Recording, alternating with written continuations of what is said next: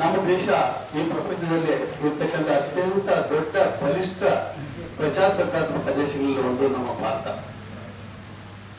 ಎಲ್ಲ ಪ್ರಜೆಗಳಿಂದ ಪ್ರಜೆಗಳಿಗಾಗಿ ಪ್ರಜೆಗಳಿಗೋಸ್ಕರ ನಡೆಸ್ತಕ್ಕಂಥ ಸರ್ಕಾರ ಅಂತ ಸಂವಿಧಾನ, ಡಾಕ್ಟರ್ ಬಾಬಾ ಸಾಹೇಬ್ ಅಂಬೇಡ್ಕರ್ ಕೊಡಿರ್ತಕ್ಕಂಥ ಸಂವಿಧಾನ ಅಂತ ಅದರ ಅಡಿಯಲ್ಲಿ ನಡೀತಾ ಇರ್ತಕ್ಕಂಥ ಈ ಸರ್ಕಾರದಲ್ಲಿ ಪ್ರತಿಯೊಂದಕ್ಕೂ ತನ್ನದೇ ಆಗಿರ್ತಕ್ಕಂಥ ಕಾನೂನುಗಳಿವೆ.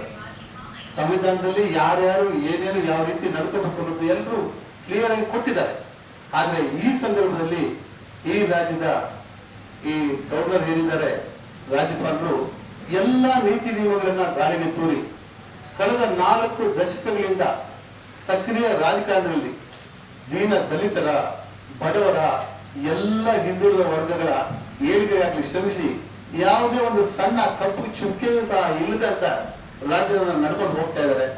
ಬಹುಶಃ 2ನೇ ಬಾರಿಗೆ ಮತ್ತೊಬ್ಬ ಹಿಂದುಳಿದ ವರ್ಗಗಳ ನೇತಾರರು ಮುಖ್ಯಮಂತ್ರಿ ಆಗಬೇಕು ಅನ್ನೋ ಒಂದೇ ಒಂದು ಹೊಟ್ಟೆ ಕಿಚ್ಚಿನಿಂದ ಮತ್ತು ಅತ್ಯಂತ ಪ್ರಜಾಪ್ರಭುತ್ವದ ಅಡಿಯಲ್ಲಿ ಅತ್ಯಂತ ಹೆಚ್ಚಿನ ಬಹುಮತದ ಗೆಲ್ಲಿಸತಕ್ಕಂಥ ಸರ್ಕಾರನ ಉಳಿಸುವ ರೀತಿಯಲ್ಲಿ ಪರೋಕ್ಷವಾಗಿರ್ತಕ್ಕಂಥ ತಂತ್ರವನ್ನ ಬಿಜೆಪಿ ಸರ್ಕಾರ ಮಾಡ್ತಾ ಇದೆ.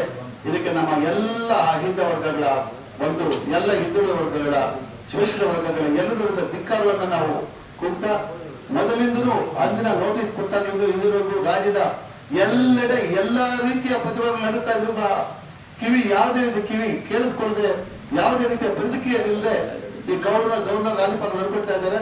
ಹಾಗಾಗಿ ಇಂಥ ಒಂದು ಕೊಂಡ ರಾಜ್ಯಪಾಲರ ನಿರ್ಧಾರವನ್ನು ಪ್ರತಿಭಟಿಸಿ ಮತ್ತೊಮ್ಮೆ ನಾಳೆ ಕೋಲಾರ ಬರ್ತಾ ಇದೆ, ಅದನ್ನು ಮತ್ತೊಮ್ಮೆ ಪ್ರತಿಭಟಿಸುವ ಮೂಲಕ ನಾವೆಲ್ಲ ಒಂದು ಕಪ್ಪು ಪಟ್ಟಿ ಧರಿಸಿ ಪ್ರತಿಭಟಿಸಿ ನಮ್ಮ ಒಂದು ಪ್ರಜಾಪ್ರಭುತ್ವದ ಧ್ವನಿಯನ್ನ ರಾಜ್ಯಪಾಲರಿಗೆ ಮುಟ್ಟಿಸಬೇಕು ಅನ್ನೋದು ಏಕೈಕ ಉದ್ದೇಶವಾಗಿದೆ. ತಾವೆಲ್ಲರೂ ಎಲ್ಲ ಶೋಷಿತ ವರ್ಗದವರು, ಹಿಂದುಳಿದವರು ಈ ಕಾರ್ಯಕ್ರಮದಲ್ಲಿ ಭಾಗವಹಿಸಿ ಯಶಸ್ವಿ ಮಾಡಿಕೊಳ್ಬೇಕಾಗಿ ನಾನು ತಮ್ಮೆಲ್ಲರೂ ಮನವಿಯಿಂದ ತಮ್ಮ ಮೂಲಕ ಮನವಿ ಮಾಡ್ಕೊಳ್ತಾ ಇದ್ದೇನೆ.